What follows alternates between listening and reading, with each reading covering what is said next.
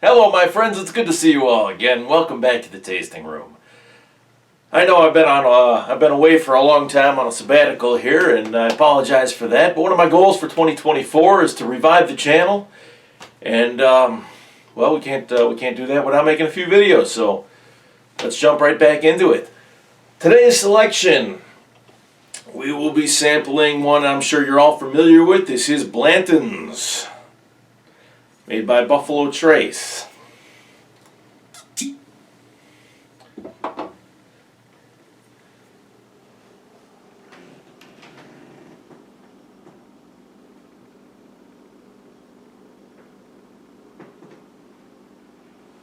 So like I said, Blanton's is produced by Buffalo Trace Distilling Company, located in Frankfort, Kentucky. This one here is bottled at 93 proof. Now, if you know anything about Buffalo Trace, for their bourbons, they typically have three mash bills that they utilize. They have a high rye bourbon mash bill, so a higher concentrated rye as the cereal grain. They have a low rye mash bill, which is to say more corn, so it tends to be a little bit mellower, a little bit sweeter. And then they've got a wheated mash bill that that they use for their Old Weller, their Pappy Van Winkle line, and a number of others. I'm sure that I'm not remembering off the top of my head right now. I'm not sure if this is the high rye or the low rye bourbon mash bill. I suspect it's the high rye bourbon mash bill. But it is definitely one of the rye bourbons.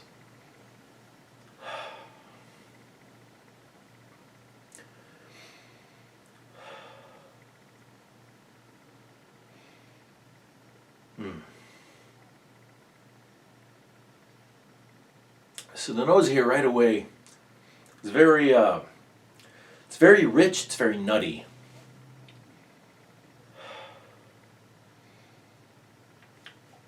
I get a lot of nutmeg, a lot of toasted hazelnuts. There's a fair bit of vanilla in there, along with some toffee, and a little bit of that rye grain that you can smell. It's a nice nose. Got a lot of character here. And as it opens up, as it breathes a little bit, I'm getting some more the fruitier notes. A little bit, maybe some fresh peaches or some orange peel. So there's some subtle layers to this one. It's got a very, very nice nose.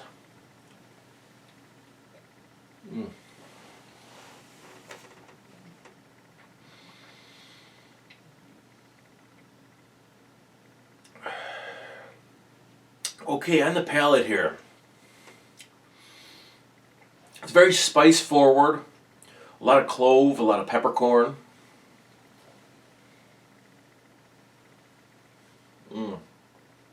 There's also a bit of an underlying caramely sweetness that kind of envelops the palate. And then the vanilla is also very prominent.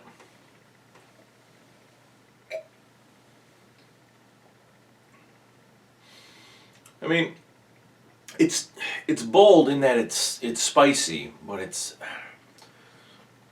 I don't know, almost maybe kind of a one-trick pony in that regard. I don't want to say it's a little bit overrated, or maybe I do want to say that. Buffalo Trace tends to be masters of marketing or masters of supply and demand. I mean, if you go there, it's like Disneyland trying to get in. Everybody's got to get a bracelet, and you got to, and it's just this big giant thing in order to get into the gift shop nowadays. The tours are, I think they're for the most part free, but they sell out immediately 6 months in advance. It's a hub everybody wants to get to, and I think how they've done that is they've driven a lot of demand. There's a lot of mystique surrounding the Pappy Van Winkle brand. There's a lot of mystique surrounding Blanton's, because it's hard to find nowadays. Weller was the same way. W.L. Weller was a great $15 bourbon. Now it's $45. I'm not going to pay that. Blanton's I always thought was a great $45 bourbon.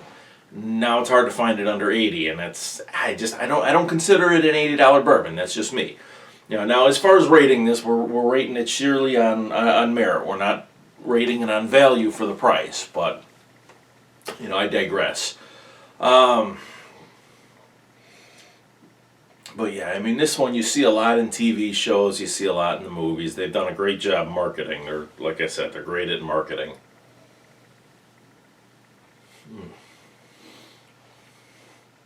All right, let's move on to the finish here.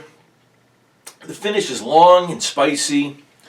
It's got that lingering peppercorn personality with some clove. As it builds, and then as that spiciness starts to fade toward the back, you're left with a bit of a vanilla taste on the palate. Okay, so let's rate this one here. So on the nose, like I said, a lot of character on the nose. There were a lot of layers that started to emerge as the whiskey was able to breathe a little bit. We started off with some of that nice, those nice spices, the clove, the peppercorn that kind of carried throughout. There were definitely some prominent vanilla, some little bit of toffee, and then as it opened up, some more of those subtle citrusy, fruitier notes. So a lot of character and in good continuity, I thought, as well. I'm going to go ahead and give the nose on this one 22.5 points. And these are all out of 25 here. For the taste, again, bold, spicy, more of that black peppercorn. It did have a nice little caramely sweetness in there. The vanilla carried well throughout. Not as much depth of flavor as the nose kind of led me to believe. It didn't seem as layered to me, but still very good. I mean, I'm gonna go ahead and give the taste 19 points. The finish long and spicy. Yet again, nice and bold. And I like a nice long finish with a little bit of chest hair. You had a little bit of that vanilla that lingered on as kind of a kiss goodbye at the end there. Nice finish. I'm gonna give the finish on this one 22 points. And then for the overall balance, again, good continuity of flavors throughout the nose, the taste, the finish. A lot of those spicier notes, a lot of the vanillas. I will say, in terms of balance of flavors, maybe a little bit on the spicier side, but it did have a little bit of that caramely sweetness to balance it out a little bit.